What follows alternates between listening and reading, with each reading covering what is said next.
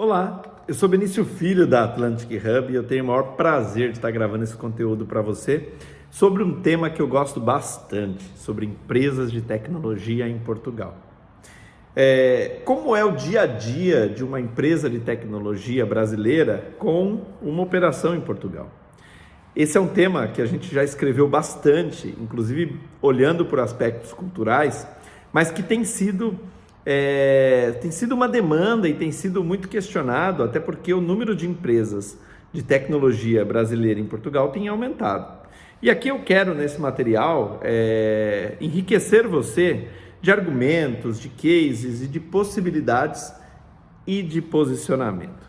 Uma coisa que é muito importante quando nós falamos de você abrir uma empresa de tecnologia em Portugal é que nós deveríamos ter um olhar de muito respeito ao mercado que nós estamos entrando. E eu não estou nem dizendo apenas para Portugal. Na verdade, qualquer mercado que você está abrindo, você deveria ter muito respeito da forma que você abre esse mercado. Alguns posicionamentos e algumas posturas, elas limitam muito essas nossas primeiras conexões, o que já gera dificuldades muito grandes para um segundo momento de abertura de clientes. Eu digo isso com muita experiência e muitos cases. E olha, um dos maiores erros que uma empresa de tecnologia comete quando tenta internacionalizar o seu negócio para Portugal, lembrando que Portugal é a porta de entrada para um continente com mais de 500 mil de consumidores. Portugal tem os melhores acordos com a África e América do Norte. Portugal pode ser a sua porta para a África, Europa e América do Norte, e isso não é pouca coisa. Então, se posicione de uma maneira inteligente e estratégica. Um dos maiores erros que uma empresa de tecnologia comete ao entrar em Portugal é justamente imaginar que o site dele pode estar em inglês e que isso atenderia o maior número de pessoas possíveis. Nós tendemos a querer sermos generalistas quando imaginamos uma estratégia de internacionalização. Ser generalista no contexto cultural, ser generalista no contexto de um país que você está tentando abrir, é desmerecer aquele país, é desmerecer justamente o que é importante para ele, a sua cultura. Se eu não entendo isso e me posiciono de uma maneira a respeitar esse valor, facilidade ou abertura de porta eu não estou construindo. Se esse é um primeiro erro gigante, um segundo erro gigante, uma vez que você fez um estudo de mercado correto, tem fit do seu produto e serviço com Portugal e vai começar um processo de internacionalização correto, o segundo erro gigante que muitas empresas cometem é não se atentar à constituição de um produto que faça sentido em Portugal. E por não se atentar a isso, elas já abrem uma possibilidade de começar a vender sem validar absolutamente nada. Será que você tem alguém que quer comprar o teu produto? Essa pergunta parece óbvia, mas muitas empresas que têm modelos escaláveis, que têm modelos baseados em SaaS, que têm modelos tecnológicos, elas acham que apenas porque os modelos já estão prontos e que é só a pessoa clicar e comprar, ela já pode começar a vender no país que ela está abrindo. E em Portugal isso não funciona como não funciona na maioria dos países. Você pode se justificar para mim dizendo que já tem clientes que compram, já tem clientes validados, já tem usuários comprando. Eu simplesmente tenho dificuldade em acreditar numa estratégia que não seja uma estratégia que estude a aderência de mercado. Se eu olho pelo prisma da aderência de mercado, aí sim eu estou construindo uma jornada consistente, uma jornada que não olha o curto prazo. O curto prazo é querer vender agora. Se você está iniciando uma operação de internacionalização sem o cash flow para você suportar um processo de internacionalização, você está começando esse processo errado. E esse é um problema também estratégico.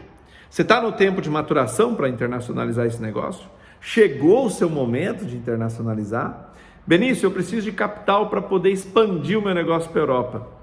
Sem você iniciar uma operação e começar os primeiros faturamentos, dificilmente você vai conseguir alguma linha de capital para a sua implementação do seu negócio em Portugal. Não funciona de uma maneira que você vai ter o capital para depois investir no seu negócio. Isso não funciona. E se alguma consultoria, que acontece, se alguma consultoria portuguesa te prometer uma linha de investimento no Portugal 2020, te cobrando 10 mil euros, 4 mil euros para desenvolver um projeto, esqueça, isso não existe. Os projetos nesse momento, eu estou gravando esse vídeo em novembro de 2021. Os projetos e linhas de fomento baseado em subvenção de capital, eles estão fechados. E o que existe do Portugal 2020 nesse momento é o que já existia.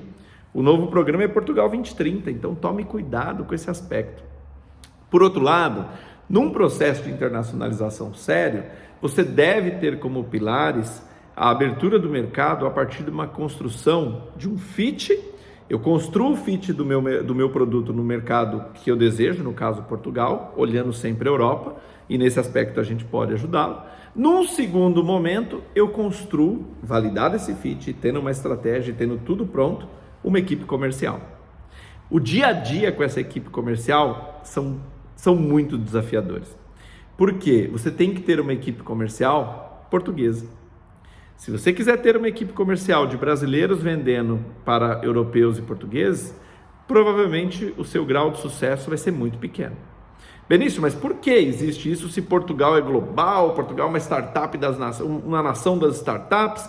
Pelo simples fato de que a questão cultural e a questão de abertura de portas para quem está e quem é cidadão europeu, ela é realmente um dado relevante.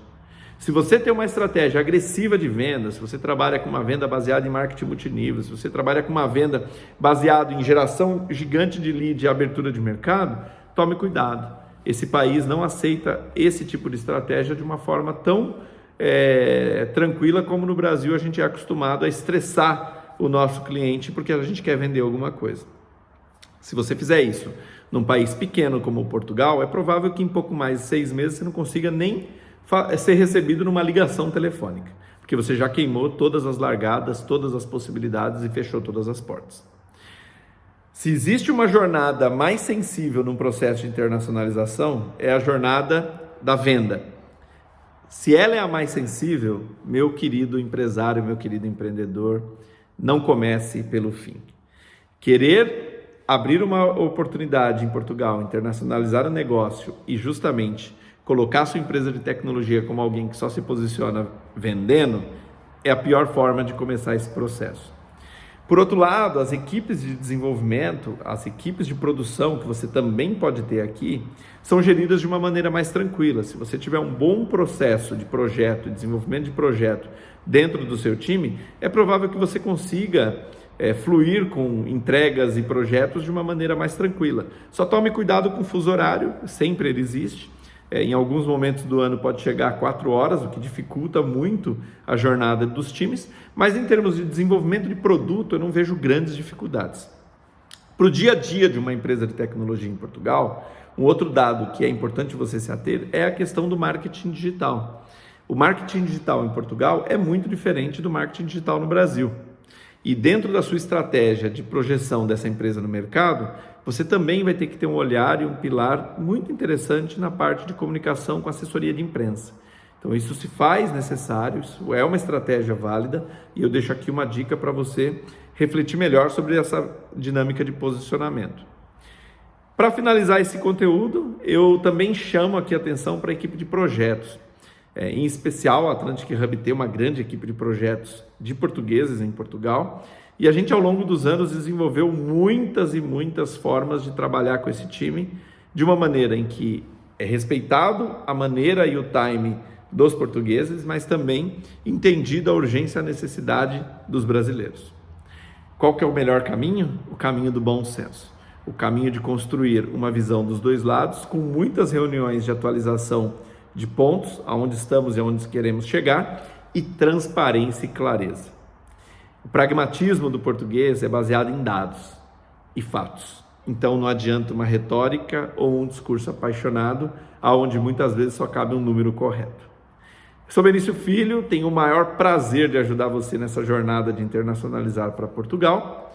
Deixe o seu comentário, curta o nosso canal e fica aqui a dica para você compartilhar esse vídeo com o maior número de pessoas possíveis. Um abraço e até o próximo conteúdo.